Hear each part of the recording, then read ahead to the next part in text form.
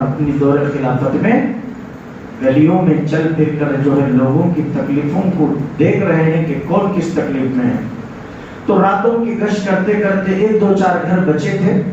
میں نے اس واقعے کو یہیں سے چھوڑا تھا, یہیں سے لے کر چلتا ہوں کیونکہ وقت پر انشاءاللہ بات ختم کرنا ہے. تو صبح کی نماز کا وقت ہو گیا. گشت کرتے کرتے رات بھر نہیں سوئے, رات بھر. حالانکہ انسان تھے بھی, حضرت عمر رضی اللہ عنہ بھی انسان تھے, ان کو بھی آنکھ تھی, ان کو بھی نیند آتی تھی.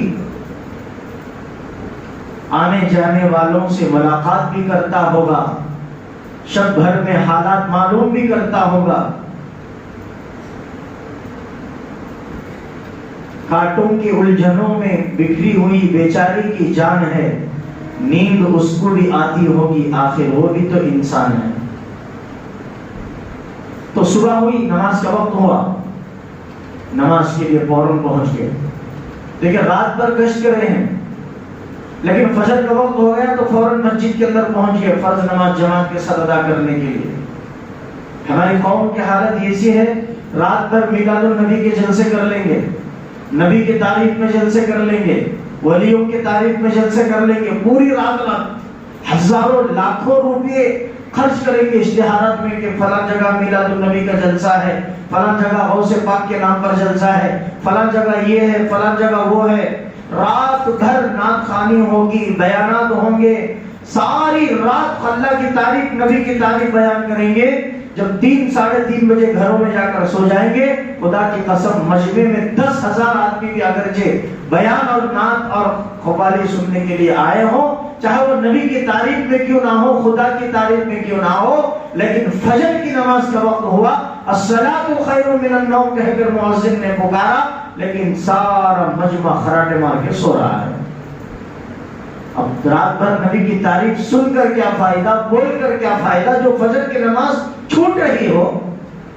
جس نبی نے نماز کے لیے ہمیں جو ہے تحفہ لے کر آیا نماز کا, اور اس نبی کی تعریف میں رات بھر جاگ کر بیانات کرے, نبی کی مقام و مرتبے کی فضیلتیں بولیں, اونچا اونچا بولیں, چیخ چیخ کر بولیں, اور سننے والے نعرے رسالت یا رسول اللہ بولے, نعرے تکبیر اللہ اکبر بولے.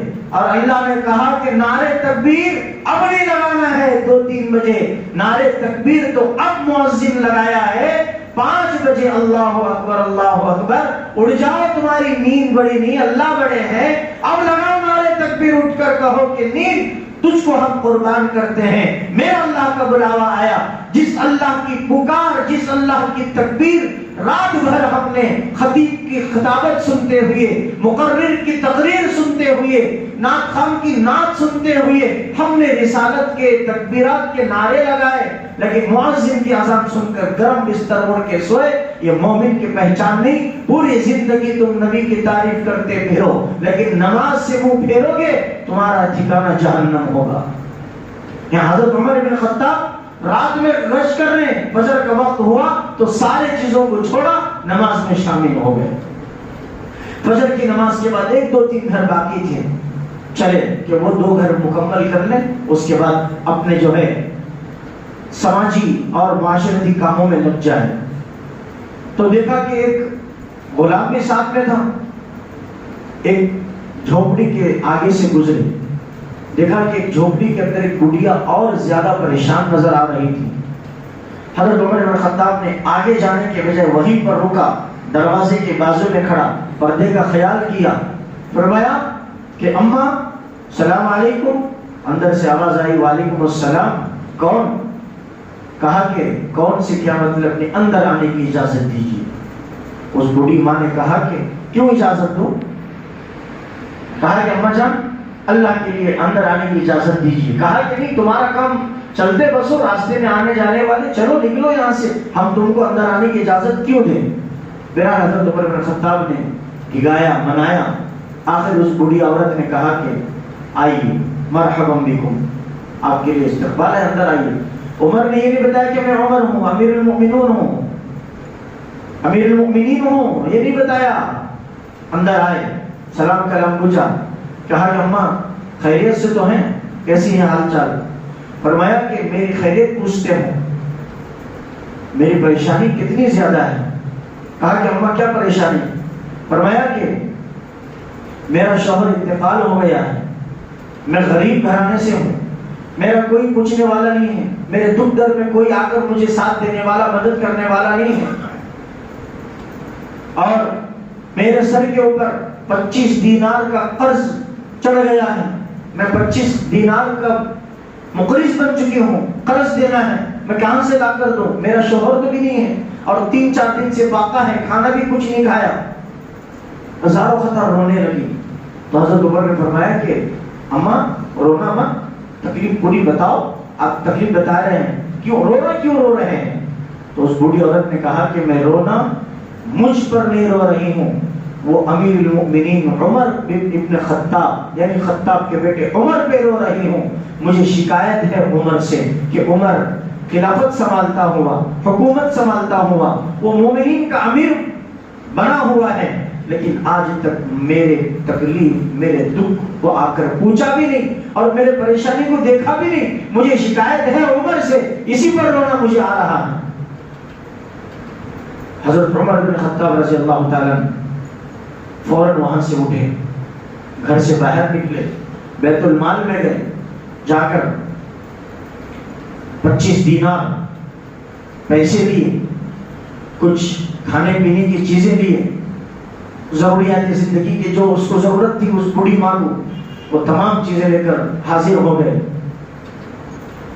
بوڑھی کو معلوم نہیں کہ کون آیا ہے، فوراً گھر کے اندر حاضر ہو گئے، زاروں قطار حضرت عمر بن خطاب کی آنکھوں میں آنسو ہیں، لے کر آ کر اماں یہ لو 25 دینار جو آپ کے سر پر قرض کا بوجھ ہے، فوراً اس قرض کے بوجھ کو تم اتارو، جس کو جو قرض دینا ہے وہ قرض جا کے ادا کر کے آؤ، اور یہ لو تمہاری جو ہے ضرورت کے لیے، یہ کھانے کے لیے، یہ پہننے کے لیے کپڑا ہے، یہ کھانے کے لیے اناج ہے، یہ تمہاری ضروریات زندگی کی تمام چیزیں ہیں، یہ لے لو اماں۔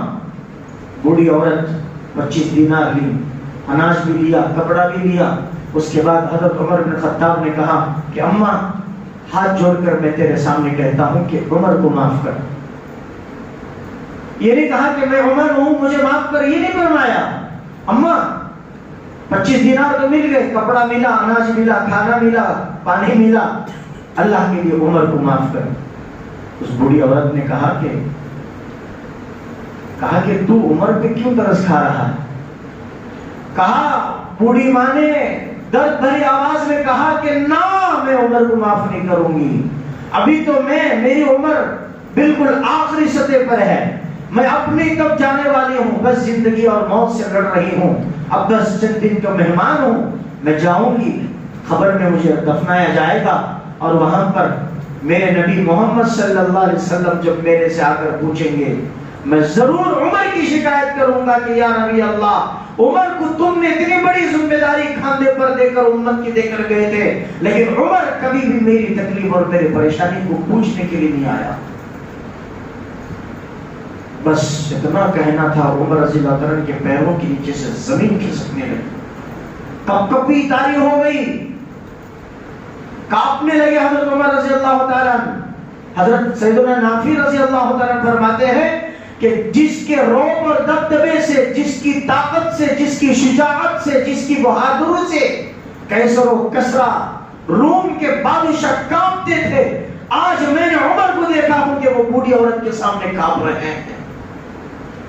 حضرت عمر نے فرمایا کہ اماں عمر کو کیا پتا کہ تو اس حالت میں ہے، عمر کو کیا خبر ہے کہ تو اس تکلیف میں، اس پریشانی میں ہے، عمر کو نہیں معلوم ہوگا، عمر کو خبر نہیں ہوگی۔ اس بوڑھی اماں نے کہا کہ کیا کہا بیٹا تو نے؟ میری تکلیف، میری پریشانی عمر کو نہیں معلوم۔ حضرت عمر بن خطاب فرماتے ہیں کہ وہ بوڑھی عورت سے میں نے قانون سیکھا، دستور سیکھا۔ فرمایا کہ عمر کو اگرچہ خبر نہیں ہے، جاؤ میرا پیغام عمر کو بتاؤ، میرا خبر سناؤ عمر کو کہ عمر حکومت چھوڑ دیں، خلافت چھوڑ دیں، اور خلافت اس کو دیں جو لوگوں کی خبر گیری کرنے والا ہو۔ بات آئی گئی۔ اس کے بعد حضرت عمر نے فرمایا کہ اماں عمر بہت کمزور ہے، عمر بہت کمزور ہے، تو نبی کے سامنے شکایت کرے گی تو عمر نبی کے سامنے جواب دینے کے لائق نہیں ہے، اما اللہ کے لیے عمر کو اس دنیا میں معاف کر دے۔ تو اس بوڑھی عورت کی زبان سے ایک بات نکلی، کہا کہ بیٹا جا، تیرے لیے میں عمر کو معاف کر رہی ہوں۔ تو کسی اچھی ماں کا بیٹا نظر آ رہا ہے مجھے، تو بہت اچھے اخلاق والا نظر آ رہا ہے۔ تیری ماں کیسی ہوگی، تیرے ماں کے اخلاق کیسے ہوں گے، تیرے چہرے کو، تیرے جو ہے صورت کو دیکھ کر میں عمر کو معاف کر رہی ہوں۔ تو حضرت عمر بن خطاب نے کہا کہ اماں، دو ہاتھ پکڑ لیے، زبان سے کام نہیں چلتا، لکھ کر دینا پڑتا کہ میں نے عمر کو معاف کیا۔ کیا لکھ کر دینا پڑے گا، ڈاکومنٹس، اگریمنٹ کہ میں نے عمر کو معاف کیا ہے۔ بوڑھی نے کہا کہ بیٹا میں تو لکھنا پڑھنا نہیں چاہتی، میں تو بدوی ہوں، خریے والی کھیڑے والی ہوں، میں کیا جانوں لکھنا پڑھنا، جاہل ہوں، ان پڑھ ہوں۔ حضرت عمر بن خطاب رضی اللہ تعالیٰ نے خود جو ہے دوات منگایا، یعنی انک جو مچھر کے پر سے، مرغی کے پر سے یا درخت کے ٹہنی سے جو ہے انک میں ڈبو کر لکھا کرتے تھے پہلے، آج کی جیسے قلم پین ویسا موجود نہیں تھے۔ لکھا، کیا لکھا کہ ایک بڑھیا کو شکایت تھی خطاب کے بیٹے عمر سے، ایک بڑھیا کو، ایک بوڑھی اماں کو شکایت تھی خطاب کے بیٹے عمر سے، اور جس کی بنیاد پر اس کے دل کو تکلیف پہنچی، لیکن عمر نے اس کا حق ادا کر دیا اور اس بوڑھی عورت نے عمر کو معاف کر دیا، لہذا رفع دفع ہو کر قیامت کے دن اس کا کوئی حساب کتاب نہ ہو۔ کیا ڈرتے تھے آخرت سے، کیا ڈر تھا آخرت کا، کیا خوف تھا خدا کا۔ ایسے صحابی جس کو اللہ کے نبی نے فرمایا کہ 950 سال عمر کی تعریف کرے تو کم ہے۔ اللہ اکبر۔ تو لکھا، اتنے میں بوڑھی اماں سے کہا کہ اماں دیکھ میں نے یہ لکھا ہے، یہ لکھا ہے، تو نے مجھے عمر کو معاف کر دیا ہے، تو دستخط کر۔ بوڑھی عورت سے دستخط کرانا چاہتے تھے، نشانت جو بھی لگانا چاہتے تھے۔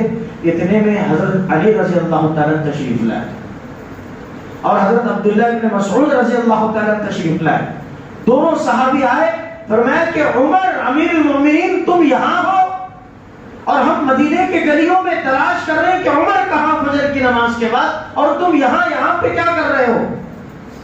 بس اتنا کہنا تھا، بوڑھی کے رونگٹے کھڑے ہو گئے، زمین چھوڑی اٹھ کر کھڑے ہو گئی۔ عمر تم عمر ہے، امیر المومنین ہو، تم ہو عمر، مجھے کیا پتا کہ تم عمر ہو، اور تم نے مجھے تمہارا پتا بھی نہیں بتایا۔ کھڑے ہو گئی، عمر میں نے معاف کر دیا دل سے۔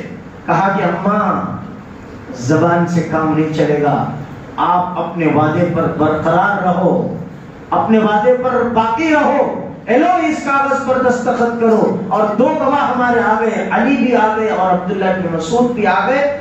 حضرت عمر بن خطاب رضی اللہ تعالیٰ نے اس بوڑھی ماں سے دستخط کرائی۔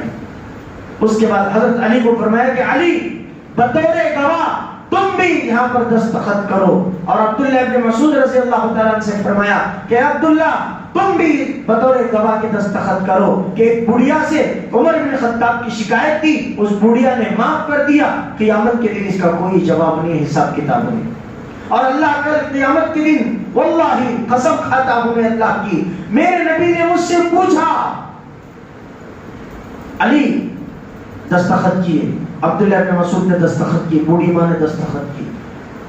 بوڑھی تھر تھرانے لگی کہ عمر میرے سامنے موجود، اور یہ 25 دینار لا کر دینے والا عمر، اناج کا انتظام کرنے والا عمر، میں کس غلط فہمی میں تھی کہ عمر کو ڈنکے کی چوٹ پر چیلنج کیا اور حکومت کو چھوڑنے کو کہا۔ آج میں خود عمر سے معافی چاہتی ہوں کہ عمر مجھے معاف کرو، اگرچہ اللہ مجھے پکڑ لیا تو میرے خیر نہیں۔ تو حضرت عمر رضی اللہ عنہ نے حضرت علی رضی اللہ عنہ کو یہ خط دیا۔ کون سا؟ وہ جو لیٹر تھا، اگریمنٹ، ڈاکومنٹس۔ کہا کہ علی تم میرے ساتھی ہو، تم میرے قریبی دوست ہو، اس کو ایک کام کرنا، مجھے پتا ہے کہ میں تم سے پہلے دنیا سے جاؤں گا۔ دیکھیں اللہ کی طرف سے الہام بھی ہوا تھا، مجھے پتا ہے کہ میں علی سے پہلے دنیا چھوڑ کے جاؤں گا، لیکن تم میرے رفیق ہو، میرے ساتھی ہو، میرے جانشین ہو، میرے دوست ہو، میں جب مر جاؤں گا مجھے نہلایا جائے گا، کفن پہنایا جائے گا، میرے کفن میں اس ڈاکومنٹس کو رکھ دینا، کیونکہ کل من ربو کا ما دینوں کا، اور دو سوالات ہو گئے، رب کا اور دین کا۔ جب آخری سوال ہوگا ما ھذا الرجل، اس آدمی کے بارے میں تیرا کیا خیال ہے، یعنی نبی محمد صلی اللہ علیہ وسلم کے بارے میں۔ جب اس وقت اللہ کے نبی آ کر مجھ سے سوال پکڑے، گریبان پکڑے کہ عمر کیا کر کے آیا، کیا ذمہ داری نبھا کے آیا، میں یہ خط کو میں پیش کروں کہ یا رسول اللہ میں نے تمام لوگوں سے اپنی خطاؤں کی معافی کا لیٹر نامہ لے کر آیا ہوں، میں کسی کا حق اپنے سر پر رکھ کے نہیں آیا، کسی کا حق دبا کر نہیں آیا، کسی کو دھوکہ دے کے نہیں آیا، کسی کا جو ہے مال ہڑپ کر نہیں آیا، یہ لیٹر میرے کفن میں رکھ دو۔ اللہ اکبر۔ دیکھیے دوستو بزرگ، آپ پیچھے مڑ کر کے، آپ ذرا پیچھے مڑ کر کے، مسجد کتنی خالی ہے۔ میں نے گزشتہ 2 جمعہ سے اعلان کر رہا ہوں کہ جلدی آؤ، بیان اب میں بیان ختم کرنا ہے لیکن مسجد خالی۔ بہرحال ہم ختم ہی کر دیتے ہیں۔ بہرحال دوستو بزرگوں، حضرت عمر بن خطاب رضی اللہ تعالیٰ کی یہ داستان ہے، یہ تاریخ ہے، اور ایک واقعہ عجیب، آپ کے رونگٹے کھڑے ہو جائیں گے۔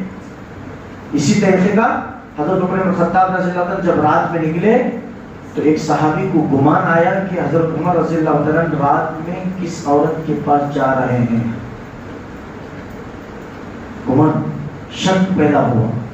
اس کے بعد وہ شک کیسے دور ہوا، حضرت عمر بن خطاب نے رات میں کس عورت کے پاس گئے، وہاں پر جا کر کیا کیا، انشاءاللہ یہ واقعہ اگلے جمعہ لے کر آئیں گے۔ تب تک ہم سب جو ہے اس ہماری بقیہ زندگی کو حضرت عمر بن خطاب جیسی سیرت کو اپنا کر، حضرت عمر بن خطاب جیسے عادات اپنے اندر لا کر ہم اپنی زندگی کی گاڑی کو چلائیں۔ آمین وآخر دعوانا الحمدللہ رب العالمین۔ سنتوں کا وقت دیا جا رہا ہے، جلد سے جلد کم وقت میں سنتوں سے فارغ ہو جائے۔